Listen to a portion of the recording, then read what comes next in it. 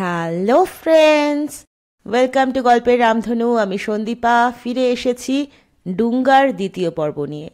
গল্প শুরু করার আগে বলে রাখি, যারা আমার চ্যানেলে নতুন এবং আমার গল্প পাঠ শুনতে পছন্দ করছেন, প্লিজ তারা চ্যানেলটি সাবস্ক্রাইব করে আমার পাশে থাকবেন এবং লাইক, শেয়ার, কমেন্ট করতে ভুলবেন না। তাহলে শুরু করা যাক আজকের গল্প, সুনীল গঙ্গোপাধ্যায়ের লেখা ডুঙ্গার দ্বিতীয় পর্ব। ডুঙ্গা মুখ ঘুরিয়ে দৌড়ল গড়িয়ার দিকে। তারপর চলল এক লুকোচুরি খেলা। এক সময় সুজয় ডুঙ্গাকে দেখতে পায় না, তবু সে দৌড়য়। তারপর খানিক বাদে দেখে ডুঙ্গা থমকে দাঁড়িয়ে মাটিতে গন্ধ শোকে। তারপর মুখ ফিরিয়ে সুজয়কে দেখেই আবার দৌড়য়। সুজয়ের দারুণ ভয় হলো। রাস্তা দিয়ে বড় বড় ট্রাক, বাস, গাড়ি যাচ্ছে। মিনিবাস ছুটছে দৈত্যের মতন। ডুঙ্গা যে কোনো সময় চাপা পড়ে যেতে পারে। সুজয় তো এখন ডুঙ্গাকে ছেড়ে চলে যেতেও পারবে না। চোখের সামনে ডুঙ্গাকে দেখেও কি সে ফিরে যেতে পারে? এখন বাড়িতে গেলে মা বাবাই বলবেন, কিরে তুই এত বোকা, ডুঙ্গাকে অত দূরে ছেড়ে রেখে চলে এলি। একটা মিনিবাস আর একটা মিনিবাসকে ওভারটেক করতে গিয়ে সারা রাস্তা জুড়ে ফেলল। আর সেই দুটো বাসের মাঝখানে ডুঙ্গাকে পড়ে যেতে দেখে সুজয় আঁতকে উঠল।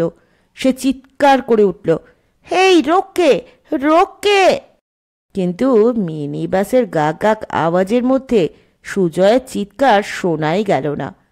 ডুঙ্গা চাপাই পড়ত, কিন্তু একটা মিনিবাস ঠিক সময় ক্যাচ করে ব্রেক কষল। বাস দুটোর মাঝখান দিয়ে সাঁ করে বেরিয়ে গেল ডুঙ্গা। রাস্তার একজন লোক বলল, বাহ, বেশ সুন্দর কুকুরটা তো। সুজয় বলল, ওটা আমার কুকুর। লোকটি বলল, ধরো, ওরকমভাবে কেউ কুকুরকে ছেড়ে দেয়? সুজয়ের আর উত্তর দেবার সময় নেই। সে এখন ডুঙ্গার খুব কাছে এসে পড়েছে, আর একটু হলেই ধরে ফেলবে। রাস্তার উল্টো দিক থেকে সুজয়ের ছোট মামার বয়সী দুটো লোক আসছিল। সুজয় চেঁচিয়ে বলল, ধরুন ধরুন, কুকুরটাকে ধরুন। একজন লোক আহ আহ বলে হাত বাড়াতেই ডুঙ্গা দু পায়ে খাড়া হয়ে এমন প্রচণ্ড জোরে ডাউ ডাউ করে ডাকল যে লোকটা ভয় পেয়ে পিছোতে গিয়ে একেবারে নর্দমায় পড়ে যাচ্ছিল। তারপর ডুঙ্গা আরও জোরে, প্রায় ইলেকট্রিক ট্রেনের মতন ছুটে বেরিয়ে গেল। সুজয় হাঁপাতে হাঁপাতে একবার থমকে দাঁড়ালো। দুঃখে তার চোখ ফেটে জল বেরিয়ে আসছে। সে কি করবে? বাড়ি ফেলে কত দূরে চলে এসেছে। এতক্ষণ দৌড়ে তার প্রায় দম আটকে আসছে। এখন সে কি করবে? ডুঙ্গাকে ছেড়ে ফিরে যাবে? তা কখনো হয়? তার নিজের কোনো ভাই যদি বাড়ি থেকে রাগ করে পালাতো, তবে সে কি তাকে একলা ছেড়ে নিজে ফিরে যেতে পারত? তা হয় না। ডুঙ্গাকে ধরতেই হবে। ডুঙ্গাকে এখন আর দেখা যাচ্ছে না, কিন্তু রবি বলেছিল কুকুরেরা সোজা ছোটে।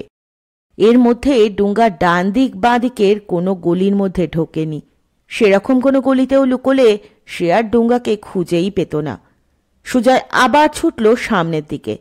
গড়িয়ার মোড়ের কাছটায় সে একবার ডুঙ্গাকে দেখতে পেল। আবার ডুঙ্গা মিলিয়ে গেল। সুজয় তবু ছুটছে। রাস্তার দুপাশে আর বাড়ি ঘর নেই। রাস্তাটা অন্ধকার, মাঝে মাঝে গাড়ির আলো। দূরে কোথায় যেন একসঙ্গে অনেকগুলো কুকুর ডেকে উঠল ঘেউ ঘেউ করে। মাস্টারমশাই চাঁদের পাহাড় বইটা পড়ে ফেললেন 1 ঘন্টার মধ্যে। তারপর ঘড়ি দেখলেন, সুজয় এখনো এলো না। এবার তিনি দুবার গলা খাকারি দিলেন। তখন দোতলা থেকে সুজয়ের মা ওদের চাকরকে ডেকে বললেন, এই রঘু, মাস্টারমশাইকে চা দিসনি? রঘু চা নিয়ে আসতেই মাস্টারমশাই বললেন, একটা দেশলাই নিয়ে আয় তো রঘু। রঘু দৌড়ে গিয়ে দেশলাই নিয়ে এলো। মাস্টারমশাই জিজ্ঞেস করলেন, কিরে, তোর দাদাবাবু কোথায় গেল? রঘু বলল, জানি না তো, বোধহয় কুকুর খুঁজতে গেছেন। মাস্টারমশাই বললেন, কুকুর কেন? কুকুরের কি হয়েছে? কুকুরটা কাল সন্ধ্যে থেকে পালিয়েছে। মাস্টারমশাই একটা স্বস্তির নিঃশ্বাস ফেললেন। যাক, বাঁচা গেছে। তিনি একদম কুকুর পছন্দ করেন না, যদিও সুজয়ের কুকুর তাকে চিনে গেছে দেখলে তেড়ে আসে না, তবু ওই কুকুরের চোখের দিকে তাকালেই গা ছমছম করে। মানুষ যে কেন শখ করে এরকম একটা হিংস্র জানোয়ার বাড়িতে পোষে। আর সুজয়ের কুকুর তো ঠিক একটা চিতাবাঘের মতন। মাস্টারমশাই বললেন, কিন্তু কুকুরের জন্য যে আজকের পড়া নষ্ট হলো। রঘু বলল, তা তো হলোই। দাদাবাবুর মা জানেন যে ছেলে এখনো ফেরেনি? মা তো ভবানীপুর গিয়েছিলেন, এই মাত্র এলেন। দেখো বাপু, কোনো ছাত্রের নামে তার বাবা মার কাছে নালিশ করা আমি পছন্দ করি না। মাকে ডেকে আনবো?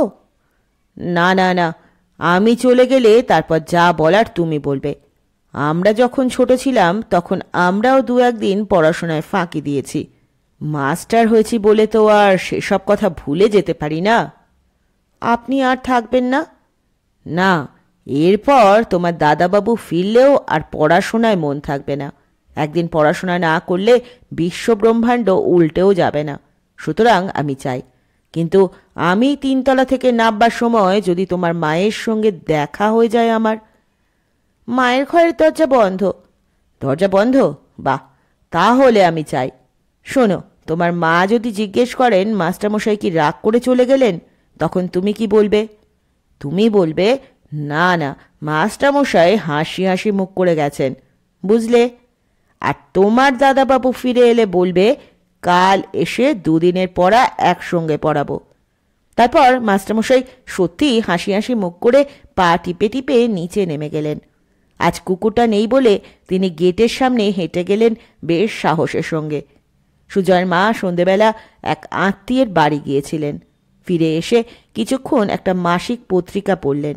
তারপর ঘড়িতে যখন দেখলেন 9:30 বাজে, তখন রঘুকে ডেকে বললেন, বাবুর আজ ফিরতে দেরি হবে, খাবার টেবিলে প্লেট সাজিয়ে দে। তারপর জিজ্ঞেস করলেন, হ্যাঁ রে, মাস্টারমশাই কি আজ এখনো পড়াচ্ছেন নাকি? রঘু বলল, মাস্টারমশাই কাকে পড়াবেন, দাদাবাবুই তো ফেরেনি। দাদাবাবু ফেরেনি?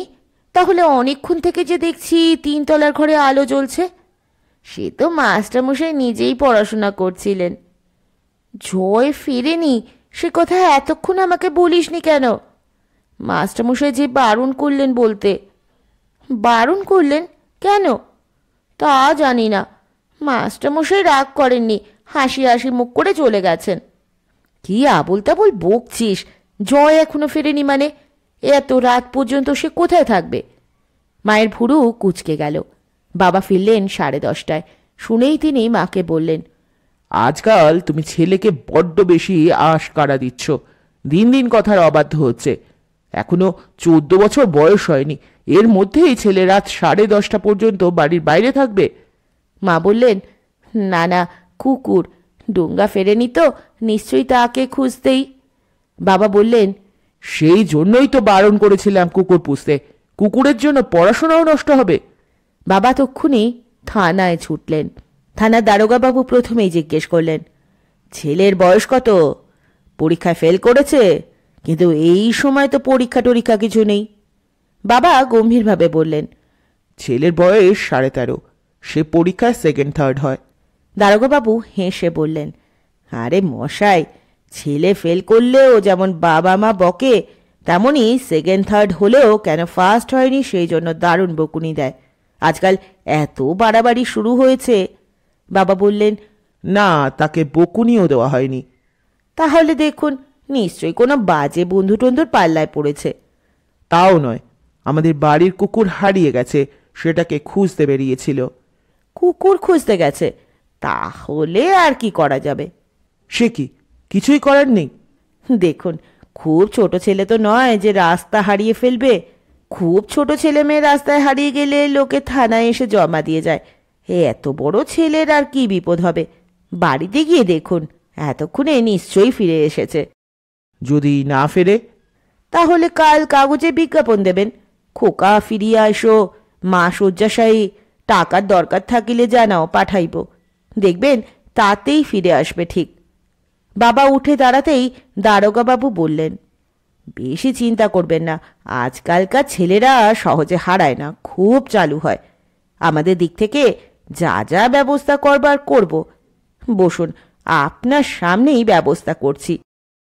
বাবা বাড়ি ফিরে আসতেই মা বললেন, কি হলো, কিছু খবর পাওয়া গেল? বাবা শুকনো মুখে সব বললেন। সব কটা থানায় খবর দেওয়া হয়েছে, আর কলকাতার সব হাসপাতালেও খোঁজ নিয়ে দেখা হলো। মা বললেন, হাসপাতালে কেন? যদি রাস্তায় কোনো অ্যাক্সিডেন্ট হয় তাহলে হাসপাতাল থেকেই খবর পাওয়া যাবে। অ্যাক্সিডেন্টের কথা শুনেই মা কেঁদে ফেললেন। বাবা বললেন, কান্নাকাটি শুরু করলে কেন? তাতে কোনো লাভ হবে? বরং ঠান্ডা মাথায় একটু চিন্তা করতে দাও। মা বললেন, তুমি সুখেনকে নিয়ে লেকটা একবার দেখে এসো না। এত রাত্রে এসে লেকে কি করবে? যদি ঘুমিয়ে টুমিয়ে পড়ে। যত সব অদ্ভুত কথা! কোনো বাড়ির ছেলে সন্ধ্যে থেকে রাত 11টা পর্যন্ত লেকে ঘুমোয়?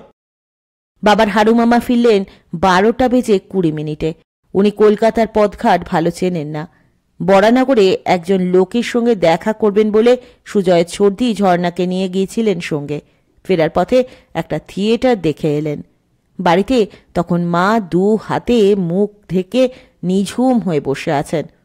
মাঝে মাঝে শরীরটা কেঁপে উঠছে, আর বাবা ফোন করে যাচ্ছেন অনবরত। খাওয়া দাওয়া কিছুই হয়নি। 2-3 বার জুতো ধপধপিয়ে ধুলো ঝেড়ে তারপর বাবার হারুমামা জিজ্ঞেস করলেন, কি ব্যাপার? ঝর্ণা দৌড়ে মায়ের কাছে গিয়ে বলল, মা, কি হয়েছে? মা কিছু বললেন না। বাবা উত্তর দিলেন, সুজয় বাড়ি ফেরেনি এখনো। হারুমামা বললেন, এখনো বাড়ি ফেরেনি? রাত 12টা বেজে গেছে। আজকালকার ছেলেরা বড্ড অবাধ্য হয়েছে, এত রাত হলো। বাবা এবার একটু বিরক্তভাবে বললেন, সে কোনোদিন এরকম করে না। নিশ্চয়ই কিছু একটা বিপদ হয়েছে। কুকুরটা বাড়ি থেকে চলে গেছে, সেটাকে খুঁজতে গিয়েই। হারুমামা এবার হাসলেন, বললেন, ও, কুকুরটাকে খুঁজতে গেছে, সে কথা আগে বলতে হয়। কিন্তু কুকুরটা পালালো কেন? পোষা কুকুর তো বাড়ি থেকে কখনো পালায় না। আমি কাল ওকে ছাতা দিয়ে মেরেছিলাম বলে পালিয়েছে। মা, বাবা আর ঝর্ণা তিনজনেই চুপ করে রইলেন। মৌনং সম্মতি লক্ষণং। মুখ ফুটে না বললেও সবাই হারুমামাকে এই কুকুরটা হারাবার জন্য দায়ী করেছে। হারুমামা বললেন, আমার খিদে পেয়েছে, খাবার দাও, আমি একটু বাদে তোমাদের কুকুর খুঁজে দিচ্ছি। বাবা বললেন, আপনি কোথায় কুকুর খুঁজবেন? আপনি তো কলকাতার রাস্তাঘাট ভালো করে চেনেনই না। সে তোমাদের চিন্তা করতে হবে না, আমি বাড়িতে বসেই কুকুর খুঁজে দেব। অত রাত্রিরে আর কারুর খাবার ইচ্ছে নেই, তবু হারুমামা সবাইকে খাবার জন্য জোর করলেন। বাবা আর ঝর্ণা একটু একটু খেলো। মা কিছুতেই একটুও খেতে রাজি হলেন না। খাওয়া দাওয়ার পর হারুমামা সবাইকে নিয়ে ছাদে উঠে গেলেন। যে ছাতাটা দিয়ে তিনি ডুঙ্গাকে মেরেছিলেন সেটাকে দাঁড় করিয়ে রাখলেন ছাদের পাঁচিলের এক কোণে। তারপর নিজে একটা আসন পেতে বসলেন। রঘু তার সামনে ঘুঁটে আর কাঠকয়লা দিয়ে আগুন জ্বেলে দিল। হারুমামা প্রথমে সেখানে খানিকক্ষণ চোখ বুজে বসে রইলেন। তারপর একটু বাদে চোখ খুলে বললেন, হ্যাঁ, হবে। আফ্রিকায় থাকবার সময় আমি দেখেছি, জুলুরা তাদের কোনো পোষা জন্তু জানোয়ার হারিয়ে গেলে কিংবা কেউ চুরি করলে এই যজ্ঞটা করে। যদি কোনো কাজে লাগে এই ভেবে আমি সেটা শিখে নিয়েছিলাম। অনেকদিন প্র্যাকটিস নেই, তবু দেখলাম মন্ত্রগুলো মনে আছে। কয়েকটা জিনিস লাগবে অবশ্য, খানিকটা কাঁচা মাংস, তাল গাছের কয়েকটা পাতা, একটুখানি কর্পূর, 10টা শুকনো লঙ্কা আর কয়েকটা গুটি পোকা। ফ্রিজে কাঁচা মাংস আছে, কর্পূর আর শুকনো লঙ্কাও আছে বাড়িতে, কিন্তু তাল গাছের পাতা এখন কোথায় পাওয়া যাবে? আর গুটি পোকা? গুটি পোকা কি? হারুমামা বললেন, তাল গাছের পাতা আনতে পারবে না, গুটি পোকা নেই। বাবা বললেন, গুটি পোকা আবার লোকের বাড়িতে থাকে নাকি? সে কোথায় পাওয়া যাবে? কাল সকালে না হয় গ্রামটাম থেকে তাল গাছের পাতা জোগাড় করা যেতে পারে, কিন্তু হারুমামা, এসব যজ্ঞে টজ্ঞে আমার বিশ্বাস হয় না। হারুমামা বললেন, বিশ্বাস যদি না করো তাহলে আর চেষ্টা করে কি লাভ? তাহলে আমি উঠে পড়ি। মা বললেন, না না, আপনি চেষ্টা করুন, কিন্তু তাল পাতা আর গুটি পোকা কোথায় পাবো? হারুমামা বললেন, হয় হয়, সব কিছুরই ব্যবস্থা হয়। ঝর্ণা বলল, মা, আমাদের একতলার রান্নাঘরে একটা হাত পাখা আছে না? হাত পাখা তো তাল গাছের পাতা দিয়েই তৈরি হয়। হাড়ুমামা বললেন, এই তো মেয়েটার বুদ্ধি আছে, নিয়ে এসো সেই হাত পাখা। কিন্তু গুটি পোকা? বুদ্ধি থাকলে সব কিছুরই ব্যবস্থা হয়। বাড়িতে পুরনো সিল্কের শাড়ি নেই? তার থেকে ছিঁড়ে খানিকটা নিয়ে এসো। গুটি পোকা থেকেই তো সিল্ক হয়। ঝর্ণা দৌড়ে চলে গেল হাত পাখা আর সিল্কের কাপড়ের একটা টুকরো আনতে। সব কিছু পাবার পর হাড়ুমামা বেশ গুছিয়ে বসলেন। প্রথমে আগুনের মধ্যে খানিকটা কাঁচা মাংস আর শুকনো লঙ্কা ফেলে দিতেই দারুণ ধোঁয়া আর বিচ্ছিরি গন্ধ হলো। হাড়ুমামা চেঁচিয়ে বললেন, আকিলা ডিউ ডিউ নকুমো লেসোথো উরুন্ডি বুরুন্ডি ডুঙ্গা ডুঙ্গা। হঠাৎ থেমে গিয়ে তিনি জিজ্ঞেস করলেন, কুকুরটার গোত্র কি? বাবা আর মা পরস্পরের মুখের দিকে তাকালেন। কুকুরের আবার গোত্র হয় নাকি? কুকুরের পেডিগ্রি থাকে অবশ্য, কিন্তু সেসব কে খোঁজ রেখেছে? ঝর্ণা চট করে বলল, ডুঙ্গার ডালমেশিয়ান গোত্র। হাড়ুমামা বললেন, ঠিক আছে, ওতেই হবে। শুকনো লঙ্কার ধোঁয়ায় সবাই কাশছে আর চোখ দিয়ে জল পড়ছে। হাড়ুমামা বললেন, শোনো, এই যজ্ঞ কিন্তু চলবে ঠিক 3.5 ঘন্টা। ততক্ষণ কিন্তু সবাইকে জেগে থাকতে হবে, ঘুমোলে চলবে না। এবার তিনি আগুনে খানিকটা কর্পূর ফেলে দিলেন। তাতে শুকনো লঙ্কা ঝাঁঝটা একটু কমল। আবার খানিকক্ষণ সেই রকম অদ্ভুত মন্ত্র পড়ে তিনি হাত পাখাটা বুঝে দিলেন আগুনে। আবার বৃষ্টি ধোয়া। এবার তিনি বকুনি দিয়ে বললেন, কে ঘুমোচ্ছে? যার ঘুম পাবে সে নিচে চলে যাক। ঝর্ণার একটু ঝিমুনি এসেছিল। সে তাড়াতাড়ি নড়ে চড়ে বসে বলল, না না, আমি তো ঘুমোইনি। ঘুম তাড়াবার জন্য তিনি আরও 3-4টে শুকনো লঙ্কা ফেলে দিলেন আগুনের মধ্যে।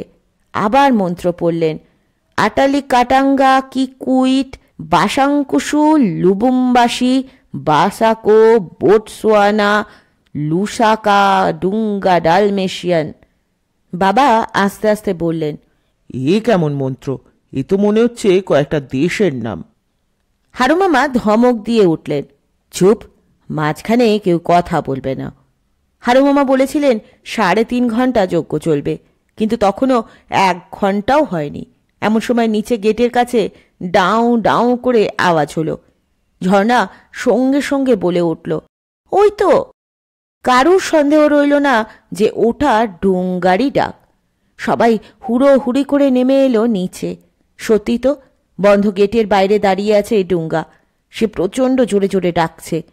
গেট খুলে দিতেই ডুঙ্গা বাবার পায়ের ওপর ঝাঁপিয়ে পড়ে মাথা ঘষতে লাগলো। কিন্তু সুজয় কোথায়? সবাই রাস্তায় বেরিয়ে এসে দেখতে লাগলো। না, সুজয় তো নেই কোথাও। সুজয় ফেরেনি, ডুঙ্গা একা এসেছে। অন্ধকার রাস্তা দিয়ে ছুটতে ছুটতে সুজয় আবার থমকে দাঁড়ালো। সে এত ক্লান্ত হয়ে পড়েছে যে আর পারছে না। আবার এতটা রাস্তা তাকে ফিরে যেতে হবে। তার কাছে পয়সা নেই। ডুঙ্গাকেও সে এভাবে কিছুতেই ধরতে পারবে না। ডুঙ্গা তার সঙ্গে লুকোচুরি খেলছে। কুকুর যদি ইচ্ছে করে ধরা না দেয়, তাহলে মানুষ কি তাকে দৌড়ে ধরতে পারে? ডুঙ্গা জানে সুজয় রোজ এ সময় পড়তে বসে, তবু সে তাকে এতখানি দৌড় করাচ্ছে। ডুঙ্গা আর তাকে ভালোবাসে না। যাক, ডুঙ্গা যেখানে খুশি যাক। সুজয়ের দারুণ খিদে পেয়েছে। ডুঙ্গারও খিদে পেয়েছে নিশ্চয়ই। সেও তো কিছুই খায়নি। ডুঙ্গা শেখেইনি নিজের খাবার জোগাড় করতে। এই রকমভাবে পালিয়ে গেলে সে বাঁচবে? কোনো না কোনো বাড়িতে আশ্রয় নিতে হবে তাকে। এরকম একটা ভালো কুকুর পেলে কেউ ছাড়বে না। ডুঙ্গা যেখানে খুশি সেখানেই থাকুক, ভালো থাকলেই হলো। ছেলেবেলায় সুজয় একটা বই পড়েছিল, 101 ডালমেশিয়ান, ওয়াল্ট ডিজনির বই। একদল গুন্ডা শুধু ডালমেশিয়ান কুকুরই চুরি করত। তাদের মধ্যে ছিল একটা ডাইনির মতন চেহারার মেয়ে। তারা ওই ডালমেশিয়ান কুকুরগুলোকে মেরে তাদের চামড়া দিয়ে কোট বানাতো। ডালমেশিয়ানের মতো এত সুন্দর চামড়া তো আর কোনো কুকুরের হয় না। ডুঙ্গা যদি সেরকম কোনো চোরের দলের পাল্লায় পড়ে? যাক, সুজয় আর ভাবতে পারছে না। ডুঙ্গাকে তো সে লাথি মারেনি, পাটা শুধু লেগে গিয়েছিল জোরে। ডুঙ্গা সেটা বুঝতে পারল না, তার জন্য এত অভিমান। একটা কালভার্টের ওপর বসে খানিকক্ষণ জিরিয়ে নিয়ে সুজয় একটু স্থির হলো। রাত এখন কটা? 8টা, 9টা? ইস, সাংঘাতিক দেরি হয়ে গেছে। মা দারুণ চিন্তা করছে নিশ্চয়ই। এখান থেকে ফিরতে আবার কতক্ষণ লাগবে কে জানে। রাস্তা হারাবার ভয় নেই, যে রাস্তা দিয়ে এসেছে ঠিক সেটা ধরেই ফিরে যাবে, কিন্তু আর দৌড়তে পারবে না। কতটা দূরে সে চলে এসেছে। সুজয় অন্তত 2.5 ঘন্টা 3 ঘন্টা ধরে দৌড়েছে। 2.5 ঘন্টা ধরে ছুটে একজন মানুষ অন্তত 15 মাইল দূরে চলে যেতে পারে। তাদের ঢাকুরিয়া থেকে 15 মাইল দূরে কোন জায়গা? এখানে তো কোনো বাড়ি ঘর নেই। তীব্র সার্চলাইট জেলে একটা গাড়ি আসছিল দূর থেকে। গাড়িটা ঠিক সুজয়ের সামনে এসে দাঁড়ালো। গাড়ির ভেতর থেকে একটা হলদে রঙের টর্চের আলো এসে পড়ল তার গায়ে। আলোটা এতই জোরালো যে সুজয়ের চোখ ধা দিয়ে গেল। হাত দিয়ে সে চোখ আড়াল করল। আলোটা নিভে গেল, কিন্তু ইঞ্জিনের ধকধক শব্দ হচ্ছে। গাড়িটা দাঁড়িয়েই আছে। সুজয়ের হঠাৎ একটা কথা মনে হলো। সে তাড়াতাড়ি উঠে চলে এলো গাড়িটার সামনে। ভিতরে 3-4 জন লোক বসে আছে। তাদের মুখগুলো দেখা যাচ্ছে না অন্ধকারে। সুজয় বলল, আপনারা কি সামনের দিকে যাচ্ছেন? কেউ কোনো উত্তর দিল না। সুজয় বলল, আমার কুকুরটা ওই দিকে গেছে। আপনারা আমাকে একটু এগিয়ে দিলে কুকুরটাকে ধরতে পারি। কট করে শব্দ হয়ে গাড়িটার একটা দরজা খুলে গেল। সুজয় আর চিন্তা না করে উঠে পড়ল গাড়িটার মধ্যে। গাড়িটা চলতে শুরু করলো তক্ষুনি। সুজয় ভাবল, এবার ডুঙ্গাকে সে ধরবেই। কুকুর তো আর গাড়ির সঙ্গে ছুটে পারবে না। গাড়িটাতে ড্রাইভার ছাড়া আরও 3 জন লোক বসে আছে। 3 জনেরই কালো রঙের পোশাক, চোখে কালো চশমা। এরা রাত্রির বেলাতেও চোখে সানগ্লাস পরে আছে বলে সুজয়ের একটু খটকা লাগলো। এদের সকলেরই কি কনজাংটিভাইটিস নামে সেই চোখের অসুখটা হয়েছে? গাড়িটা ছুটছে দারুণ জোরে। সুজয় পাশের লোকটিকে জিজ্ঞেস করল, আপনারা কি পুলিশ? লোকটি সুজয়ের চোখে চোখ রেখে হাসল, মুখে কিছু বলল না। কেউ কথার উত্তর না দিলে বড্ড অস্বস্তি লাগে, কিন্তু এরা সুজয়কে গাড়িতে জায়গা দিয়েছে, সুতরাং এদের ওপর রাগ করা যায় না। সুজয় আবার বলল, আপনাদের সকলেরই একরকম পোশাক কিনা, তাই জিজ্ঞেস করছিলাম। এবারও কোনো উত্তর দিল না কেউ। বেশি দূর যেতে হলো না। একটু পরেই সুজয় দেখতে পেল ডুঙ্গাকে। তার চামড়া সাদা রঙের জন্য অন্ধকারের মধ্যেও দেখা যায়। ডুঙ্গা রাস্তার ধারে চুপ করে দাঁড়িয়ে আছে। গাড়িটা কাছে আসতেই খুব জোরে ডেকে উঠল। সুজয়ও সঙ্গে সঙ্গে চেঁচিয়ে উঠল, ওই তো ডুঙ্গা, গাড়ি থামান। গাড়ির গতি একটুও কমল না। সুজয়ের গলার আওয়াজ পেয়ে ডুঙ্গা ঝাঁপিয়ে পড়তে এলো গাড়িটার উপরে, আর সঙ্গে সঙ্গে গাড়ির ড্রাইভার স্টিয়ারিং ঘুরিয়ে ডুঙ্গাকে চাপা দিতে গেল। সুজয় বলল, এ কি করছেন? আমার কুকুর, থামান। ড্রাইভার শুনল না তার কথা। সুজয় মুহূর্তের মধ্যে ভাবল, এরা নিশ্চয়ই বাংলা বোঝে না। সে আবার চেঁচিয়ে বলল, stop, this is my dog, रोक के, हमारा पोषा कुत्ता है, स्टप स्टप। ড্রাইভার তবু ডুঙ্গাকে চাপা দেওয়ার চেষ্টা করতে লাগলো, কিন্তু ডুঙ্গাকে চাপা দেওয়া সহজ নয়। সে একটা লাফ দিয়ে রাস্তার এধার থেকে ওধারে চলে যাচ্ছে, আর প্রাণপণ শক্তিতে চেঁচাচ্ছে। তার চোখ সুজয়ের দিকে। একবার গাড়িটা প্রায় ডুঙ্গাকে ছুঁয়ে ফেলল। ডুঙ্গা তখন পেছন ফিরে নেমে গেল মাঠের মধ্যে। গাড়িটাও তাকে তাড়া করে মাঠের মধ্যে নামতে যাচ্ছিল। এমন সময় পেছনের সিট থেকে একজন ঝুঁকে পড়ে ড্রাইভারের কাঁধের ওপর চাপড় মারল। ড্রাইভার তখন গাড়ির মুখ সোজা করে নিল রাস্তার ওপর, তারপর চালিয়ে দিল সামনের দিকে দারুণ জোরে। সুজয় বলল, আমাকে নামিয়ে দিন, কোথায় যাচ্ছেন? থামুন, লেট মি গেট ডাউন। কেউ সুজয়ের কথায় কান দিল না। সুজয় তখন গাড়ির দরজা খুলে লাফিয়ে পড়বার চেষ্টা করল। সঙ্গে সঙ্গে একজন হাত বাড়িয়ে চেপে ধরল তার ঘাড়, লোহার মতো শক্ত সেই হাত। সুজয়ের আর নড়াচড়ার ক্ষমতা রইল না। কখনো সে শুনতে পাচ্ছে ডুঙ্গার ডাক। ডুঙ্গা তাড়া করে আসছে গাড়িটাকে, কিন্তু গাড়িটা ছুটছে অসম্ভব জোরে। রাস্তাটা ভাঙা, মাঝে মাঝে বিরাট গর্ত, তার ওপর দিয়ে গাড়িটা যেন উড়ে চলেছে। সুজয় যদিও বেশ ভয় পেয়ে গেছে, তবুও গলা না কাঁপিয়ে জিজ্ঞেস করল, আপনারা আমাকে কোথায় নিয়ে যাচ্ছেন? আমি কি করেছি? যে লোকটি সুজয়ের ঘাড় ধরেছিল এবার সে জোর করে সুজয়ের মুখটা ফেরালো নিজের দিকে। সুজয় দেখল লোকটির চোখ দিয়ে ঠিক টর্চের ফোকাসের মতো দুঝলক সবুজ আলো বেরোলো। সুজয় আর সহ্য করতে পারল না, অজ্ঞান হয়ে ঢলে পড়ল লোকটার কোলে। এদিকে ডুঙ্গা বেশ খানিকক্ষণ তাড়া করে এলো গাড়িটাকে, কিন্তু একটু বাদেই সে আর গাড়িটাকে দেখতে পেল না। তখন ডুঙ্গা রাস্তার মাঝখানে থমকে দাঁড়ালো এক জায়গায়, আকাশের দিকে মুখ করে দুবার করুণ সুরে ডাকল, তারপর পেছন ফিরে সোজা ছুটল বাড়ির দিকে। রতনলাল নামে একজন লোক শেয়াল তাড়া করতে বেরিয়েছিল। রোজই তার মুরগির ঘরে শেয়াল এসে উৎপাত করে। আজও একটা শেয়াল একটু আগে তার একটা মুরগি মুখে করে পালিয়েছে। তাই রেগে মেগে রতনলাল একটা লাঠি নিয়ে বেরিয়েছে শেয়াল মারবে বলে। বড় রাস্তার ওপরে একটা জলা মতো জায়গা আর বাঁশ বন আছে, শেয়াল সেখানে পালায়। রতনলাল বড় রাস্তার কাছে এসে দেখল সেখানে একটা গাড়ি থেমে আছে আর কতকগুলো নেড়ি কুকুর সেই গাড়িটা ঘিরে দাঁড়িয়ে চেঁচাচ্ছে। রতনলাল একটু অবাক হয়ে গেল, এত রাত্রে এখানে একটা গাড়ি দাঁড়িয়ে আছে কেন? খারাপ হয়ে গেছে গাড়িটা? সে গাড়িটার কাছে এসে উঁকি মারল। ভিতরে কালো পোশাক পরা চারজন লোক বসে ব্যস্ত হয়ে কি যেন করছে। রতনলাল জিজ্ঞেস করল, কি দাদা, কি হয়েছে? ঠেলতে হবে? কেউ কোনো উত্তর দিল না। গাড়ির ভেতর থেকে একটা শক্ত কালো হাত বেরিয়ে এসে তাকে একটা ধাক্কা দিল খুব জোরে। রতনলাল ছিটকে পড়ে গেল মাটিতে। তার যত না ব্যথা লাগলো তার চেয়ে সে অবাক হলো আরও বেশি। এ কি রে বাবা, এরকম শুধু শুধু কেউ মারে?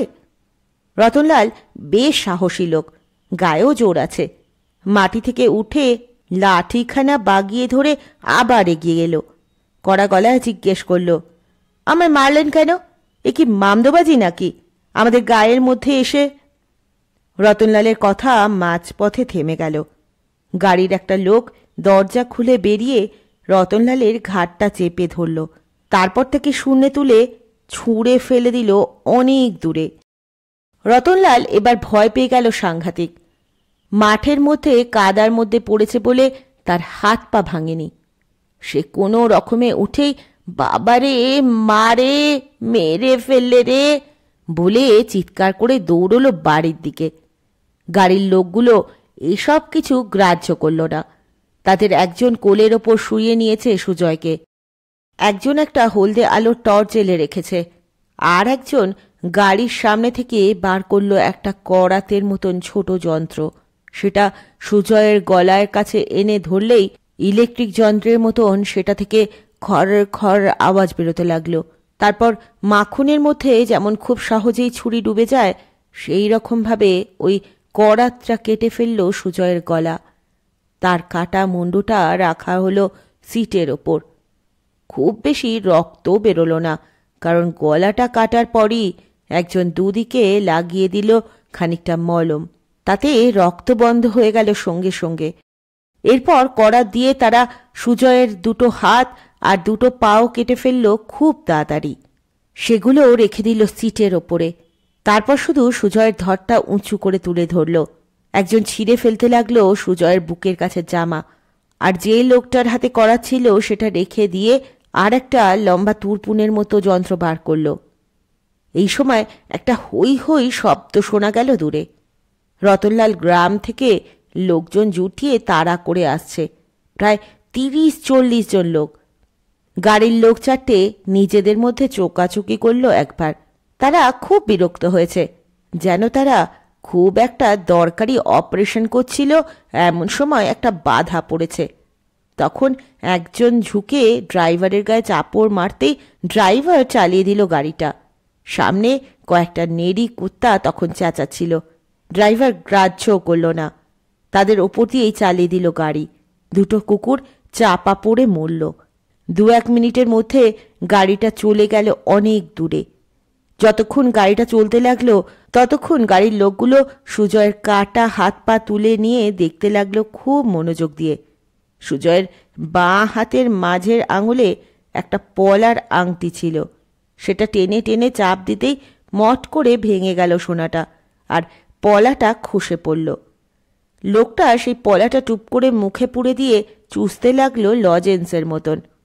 খানিকটা দূরে একদম ফাঁকা জায়গা দেখে গাড়িটা থামল। আবার একজন টর্চ জেলে রইল। একজন সুজয়ের ধরটা তুলে ধরল উঁচু করে। অন্য লোকটা তুরপুরের মতন যন্ত্রটা বাগিয়ে নিল সুজয়ের বুকের কাছে। কিন্তু এবারেও বাধা পড়ল। খুব জোর হেডলাইট জেলে উল্টো দিক থেকে একটা গাড়ি আসছে, একটা ট্রাক। এই গাড়ির লোকজনরা চুপ করে বসে রইল একটুক্ষণ। ট্রাকটা পার হয়ে গেলেও আবার হেডলাইটের আলো। আরও ট্রাক আসছে, খানিকটা দূরে দূরে পরপর 7-8টা। বিরক্ত হয়ে আবার ওরা গাড়ি চালিয়ে দিল। ট্রাকগুলোকে পার হয়ে গিয়েও থামল না। ওরা একটা নিরিবিলি জায়গা চায়। সামনের দিক থেকে হু হু করে হাওয়া আসছে, মনে হয় কাছাকাছি কোনো বড় নদী আছে। তার আগেই একটা ছোট্ট সরু নদী পড়ল, তার উপর একটা ব্রিজ। সেই ব্রিজের পাশে নদীর ধারে বসেছিল দুজন লোক, একজন খুব লম্বা আর একজন বেটে। ওদের পোশাক একটু অদ্ভুত। ওরা পরে আছে হাফ প্যান্ট, কিন্তু ঢলঢলে নয়, কোমর থেকে হাঁটু পর্যন্ত চাপা, গায়ে কোনো জামা নেই। দুজনকে জড়িয়ে আছে দুটো বেশ বড় চাদর। এর আগেও ব্রিজের ওপর দিয়ে অনেক গাড়ি গেছে, ওই লোক দুটো একটু নড়াচড়া করেনি।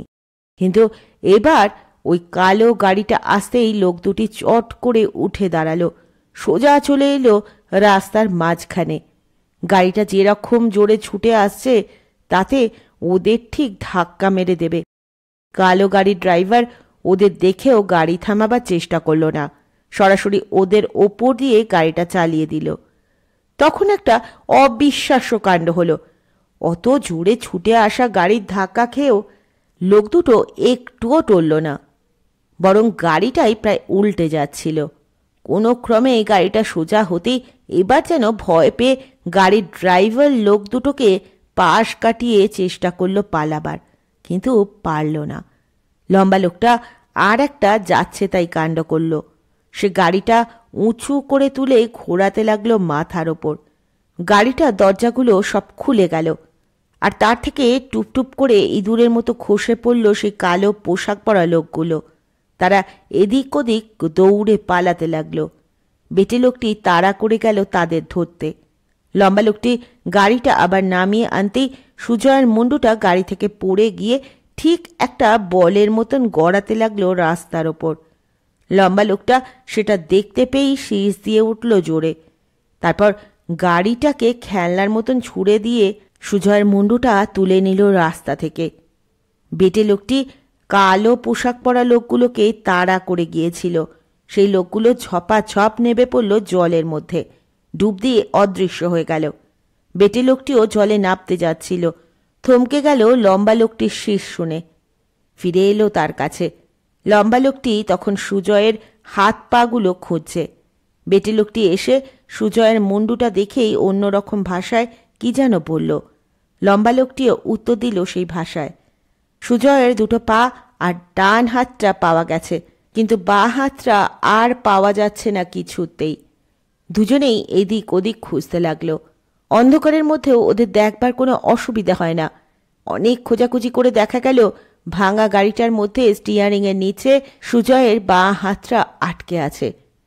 তার একটা আঙুল চিপটে গেছে একেবারে, মাংস কেটে সাদা হাড় বেরিয়ে পড়েছে। লম্বা লোকটার কোলে রইল সুজয়ের মুন্ডু, আর বেটে লোকটি হাত পাগুলো গুছিয়ে নিয়ে হাঁটতে লাগলো নদীর ধার দিয়ে। বেশ খানিকটা দূরে এসে নদীর ঢালু পাড়ে নরম মাটির ওপর বসে পড়ল ওরা। তারপর সুজয়ের ধরটা মাটিতে শুইয়ে দিয়ে মুন্ডু ও হাত পাগুলো ঠিক জায়গায় সাজাতে লাগলো। বেটে লোকটি প্রথমে ডান হাতের জায়গায় বাঁ হাত আর বাঁ হাতের জায়গায় ডান হাত বসিয়েছিল। লম্বা লোকটি সেটা ঠিক করে দিল তাড়াতাড়ি। পা দুটো সামান্য বেঁকে ছিল, তাও ঠিক করে দেওয়া হলো। সুজয়ের চোখ দুটো খোলা, মুন্ডুটা রাস্তায় গড়াবার সময় মুখময় ধুলো লেগে গেছে। বেটে লোকটি যত্ন করে মুছে দিল সব ধুলো। এবার বেটে লোকটি মাটিতে হাঁটু গেড়ে বসে চোখ বুঝল, ঠিক ধ্যানের মতন ভঙ্গি, হাত দুটো সামনে বাড়ানো। লম্বা লোকটি একটু দূরে দাঁড়িয়ে কোমর থেকে ঘড়ির মতন একটা যন্ত্র বের করে দেখতে লাগলো এক দৃষ্টে। ঘড়ির মতোই শব্দ হচ্ছে সেই যন্ত্রটা থেকে। বেশ কিছুক্ষণ সময় কেটে গেল, কারোর মুখে একটাও কথা নেই। দুজন লোক ঠিক একভাবে রইল। তারপর সেই ঘড়ির মতন যন্ত্রটার আওয়াজ থেমে যেতেই লম্বা লোকটি একটা শীষ দিল। বেটে লোকটি তক্ষুনি ঝুঁকে ছুঁয়ে দিল সুজয়ের শরীর। তখন একটা অদ্ভুত ব্যাপার হলো। সুজয়ের মুন্ডু, ধর, কাটা হাত পা সব কিছু অদৃশ্য হয়ে গেল তক্ষুনি, ঠিক ম্যাজিকের মতন। বেটে লোকটি কিন্তু উঠল না, ঠিক সেই রকম হাত বাড়িয়ে বসে রইল একই জায়গায়। লম্বা লোকটির ঘড়ির মতন যন্ত্রে শুরু হলো আবার আওয়াজ। আবার অনেকক্ষণ সময় কাটার পর আওয়াজটা বন্ধ হয়ে যেতেই লম্বা লোকটি শীষ দিয়ে উঠল, আর বেটে লোকটি তার হাত দুটো তুলে নিল উঁচুতে। এবার আরও একটা অদ্ভুত ব্যাপার হলো। যেখানে সুজয়ের দেহ ছিল সেখানে চলে এলো একটা ফুল গাছ, মাটির মধ্যে পোতা। তাতে একটা মাত্র লাল রঙের ফুল ফুটে আছে। গাছটি বেশি বড় নয়, মাত্র 1 হাত উঁচু। তার দুটো ডালে সবুজ পাতা। বেটে লোকটির মুখে এবার ফুটে উঠল একটা খুশির হাসি। সে খুব আদর করে হাত বোলাতে লাগলো গাছটার গায়ে। লম্বা লোকটিও মাটিতে বসে পড়ে খুব যত্ন করে দেখতে লাগলো গাছটাকে। তারও মুখে বেশ একটা খুশি খুশি ভাব। দুজনে দুজনের দিকে চোখাচোখি করলো একবার, তারপর উঠে দাঁড়ালো। এবার দুজনে সেই অন্যরকম ভাষায় কিছু কথা বলে সোজা নেমে গেল নদীতে, ডুব দিল, আর উঠল না। হাওয়ায় দুলতে লাগলো সেই ফুল গাছটা। আকাশে একটু একটু জ্যোৎস্না, ধারে কাছে মানুষজন নেই, নির্জন নদী তীর। শুধু নদীর জল পাড়ে এসে লাগার ছলাৎ ছলাৎ শব্দ ছাড়া আর কোনো শব্দ নেই। বেশ খানিকটা বাদে দুটো ধেড়ে মেঠো ইঁদুর বেরিয়ে এলো একটা গর্ত থেকে। সুরুত সুরুত করে এদিক ওদিক ঘোরাঘুরি করতে লাগলো। ঘুরতে ঘুরতে তারা চলে এলো ফুল গাছটার দিকে। গাছটা থেকে খানিকটা দূরেই তারা থমকে দাঁড়ালো। ছুচলো মুখ দুটো উঁচু করে কিসের যেন গন্ধ শুকলো তারা। তারপর হঠাৎ কিচমিচ করে উল্টো দিকে ছুটে পালালো। যেন তারা বুঝতে পেরেছে ওই ফুল গাছটা একটু আগেও ওখানে ছিল না, ওটা সাধারণ গাছ নয়। একটু বাদে একটা হলদে কালো হেলে সাপও ব্যাঙ খুঁজতে খুঁজতে এলো ওইখানে। সাপটাও ফুল গাছটার দিকে তাকিয়ে থমকে গেল একটু। সেও বুঝল ওই গাছটা অন্যরকম। কিলবিল করে বেঁকে সাপটা চলে গেল দূর দিয়ে। কেউ জানল না জ্যোৎস্নার মধ্যে নির্জন নদীর ধারে সুজয় একটা ফুল গাছ হয়ে হাওয়ায় দুলছে। সুজয় নিজেও জানে না। বাবার হারুমামা বললেন, দেখলে আমার মন্ত্রের জোর, কুকুরটাকে ঠিক ফিরিয়ে আনলাম কিনা। মা বললেন, কিন্তু জয় কোথায়? জয় তো এলো না। ডুঙ্গা হারুমামাকে দেখে রাগের সঙ্গে গড় গড় শব্দ করল। হারুমামা হাত তুলে ডুঙ্গাকে বললেন, আর রাগ করিস না বাবা, সন্ধি সন্ধি। আমিও আর তোকে মারব না, তুইও আর আমাকে কামড়াতে আসিস না। ডুঙ্গা তখন বাবার পায়ের কাছে মুখ নিয়ে ডাকতে লাগলো খুব জোরে। বাবা ডুঙ্গার মাথায় হাত বুলিয়ে দিয়ে বললেন, ডুঙ্গা, ডুঙ্গা, কি হয়েছিল? কোথায় গিয়েছিলি? ডুঙ্গা এবার এসে মায়ের পায়ের ওপর ঝাঁপিয়ে পড়ে মাথা খুঁজতে খুঁজতে ডাকতে লাগলো খুব করুণ সুরে। মা বললেন, জয় কোথায় গেল? কি সর্বনাশের কথা! ডুঙ্গা ফিরে এলো, জয় এলো না। ডুঙ্গা জয়ের নাম শুনেই ছুটে বেরিয়ে গেল গেট পেরিয়ে রাস্তায়। ডাকতে ডাকতে খানিকটা দূরে গিয়ে আবার ফিরে এলো। সারা পাড়া কাঁপিয়ে সে ডাকছে। ঝর্ণা বলল, বাবা, ডুঙ্গা কিছু বলতে চাইছে, জয়ের বোধহয় কিছু হয়েছে। ওরা সবাই মিলে রাস্তায় বেরিয়ে আসতেই ডুঙ্গা আবার ছুটে এগিয়ে গেল খানিকটা। পেছন ফিরে ওদের দেখতে লাগলো। হাড়ুমামা বললেন, কুকুরটা চাইছে আমরা ওর সঙ্গে যাই। সবাই ছুটতে লাগলো ডুঙ্গার পেছন পেছন। মা খালি পায়েই বেরিয়ে এসেছেন রাস্তায়। বাড়ির গেট খোলা রয়ে গেল। ডুঙ্গা বড় রাস্তায় এসে খানিকটা ছুটেই আবার ফিরে ফিরে এসে খুব জোরে ডাকতে লাগলো বাবার মুখের দিকে তাকিয়ে। সে যেন এখনো খুশি নয়, সে আরও কিছু চায়। ডুঙ্গা সব কিছু বোঝে, শুধু মানুষের মতন কথা বলতে পারে না। ঝর্ণা বলল, বাবা আমার মনে হচ্ছে অনেক দূরে যেতে হবে। হাড়ুমামা রাস্তার মাঝখানে দাঁড়িয়ে চেঁচিয়ে উঠলেন, ট্যাক্সি ট্যাক্সি। দুটো তিনটে ট্যাক্সি না থেমেই চলে গেল, কিন্তু একটা লাল রঙের ফিয়াট গাড়ি ঘ্যাচাং করে এসে থামল ওদের সামনে। পাড়ার অজয় ডাক্তার জানলা দিয়ে মুখ বার করে বললেন, কি ব্যাপার, এত রাত্রি রাস্তায়? বাবা তাড়াতাড়ি এগিয়ে এসে সব ব্যাপারটা খুলে বললেন। অজয় ডাক্তার ব্যস্ত হয়ে বললেন, সে কি, জয় এখনো ফেরেনি? তাহলে নিশ্চয়ই কোনো গন্ডগোল হয়েছে। হাড়ুমামা বললেন, কুকুরটা আমাদের কোনো একটা জায়গায় নিয়ে যেতে চাইছে। অজয় ডাক্তার বললেন, উঠে পড়ুন, গাড়িতে উঠে পড়ুন, দেখা যাক ও কোথায় যেতে চায়। সবাই হুড়মুড় করে গাড়িতে উঠে পড়তে গেলেন। ডাক্তার মায়ের দিকে তাকিয়ে বললেন, বৌদি, আপনি আর যাবেন কি করতে? আপনি বরং বাড়িতে গিয়ে থাকুন। মা বললেন, আমি পারবো না, আমি একা থাকতে পারবো না, আমার বুকের ভেতরটা কেমন যেন করছে। কিন্তু এত রাত্রে আপনি শুধু শুধু, আমার মনে হয় আপনার বাড়িতে থাকাই উচিত। মনে করুন জয় যদি এর মধ্যে ফিরে আসে, তাহলে কারুকে বাড়িতে পাবে না। ঝর্ণাকে নিয়ে আপনি বাড়িতে গিয়ে থাকুন।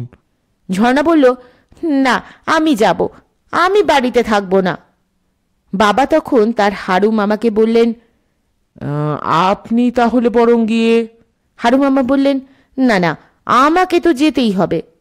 মা হঠাৎ বললেন, আচ্ছা ঠিক আছে, আমি একলাই বাড়িতে থাকছি, তোমরা কিন্তু বেশি দেরি করো না।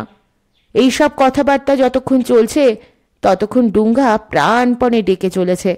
ডুঙ্গা এমনিতে গম্ভীর ধরনের কুকুর, বেশি ডাকে না। আজ সে আকাশ ফাটিয়ে দিচ্ছে।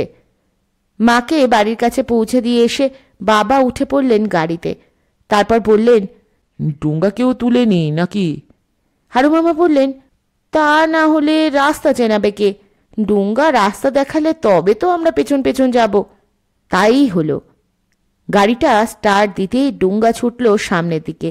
এত রাত্রে রাস্তা একদম ফাঁকা, গাড়িটারই আর বিশেষ নেই। ডুঙ্গাকে পরিষ্কার দেখা যায়।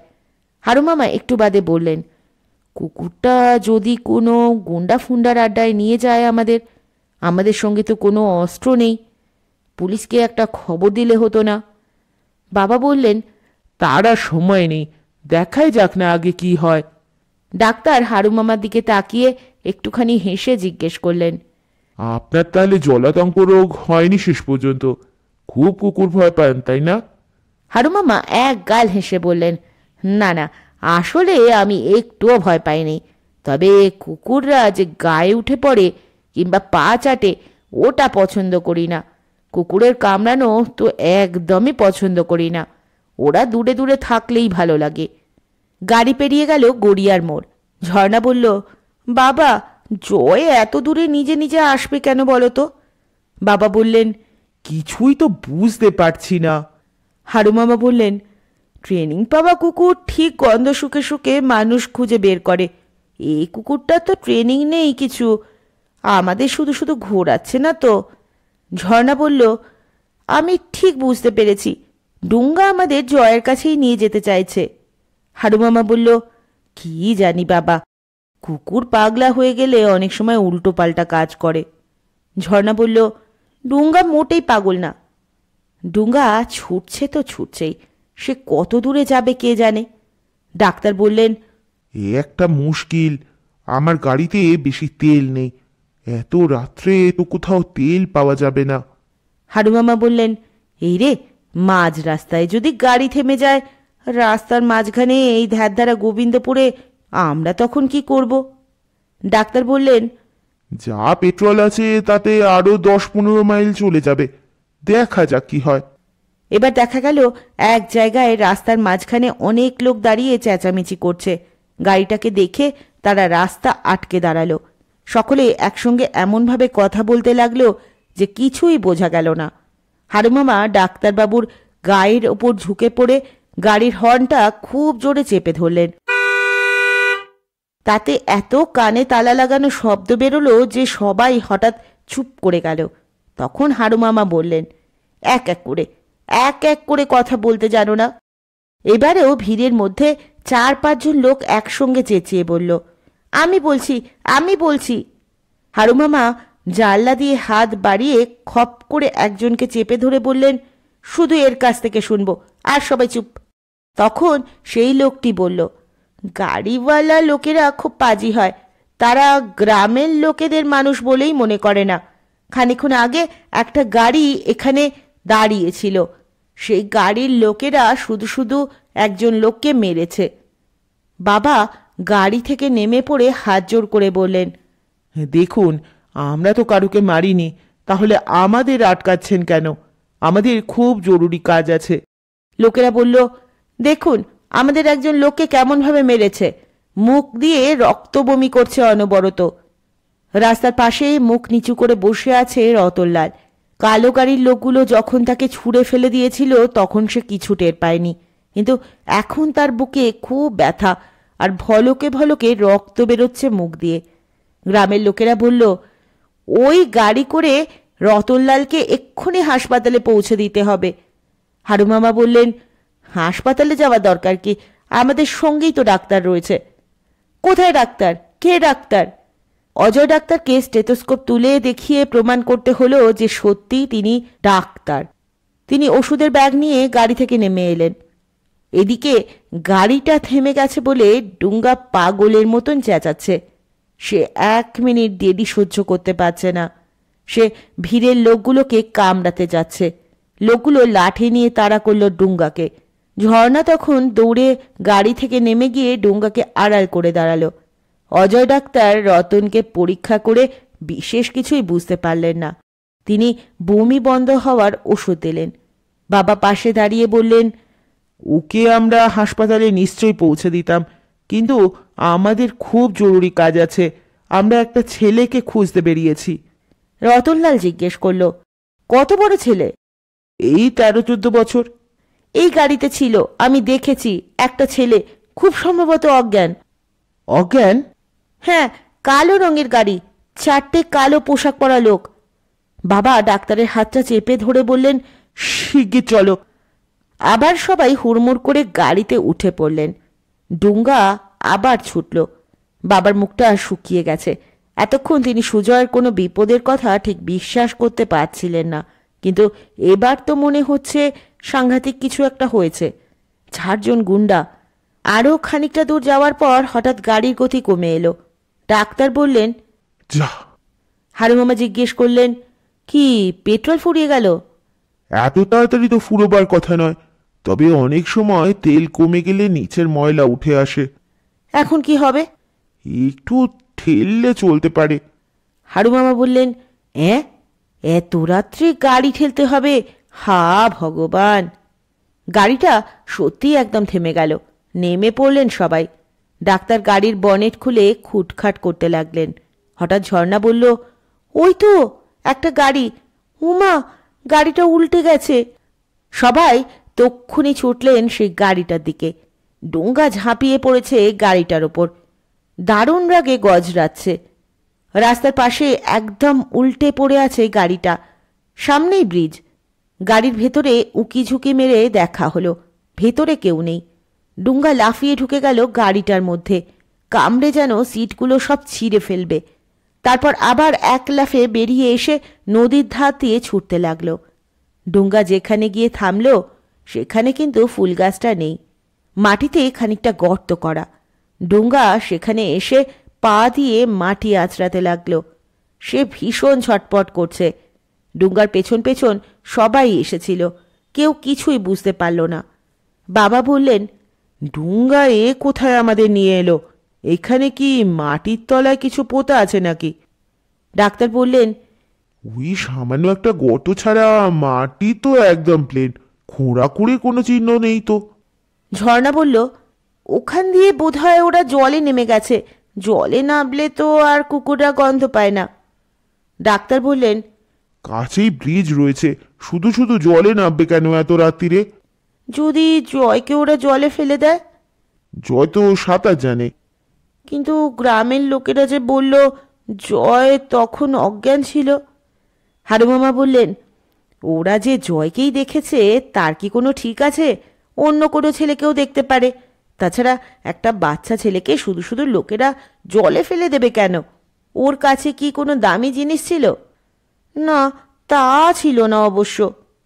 এখন আর খুঁজে লাভ নেই, কাল সকালে পুলিশ নিয়ে আসতে হবে।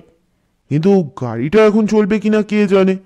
হারুমামা বললেন, জয়কেও পাওয়া গেল না, আমরাও এখন বাড়ি ফিরতে পারবো না, বোঝো ঠেলা। ডুঙ্গা ওপরের দিকে মুখ করে করুণ সুরে ডাকছে। বাবা হতাশ হয়ে সেই কাদা মাটির ওপর ধপ করে বসে পড়লেন। পড়ছিলাম সুনীল গঙ্গোপাধ্যায়ের ডুঙ্গার দ্বিতীয় পর্ব।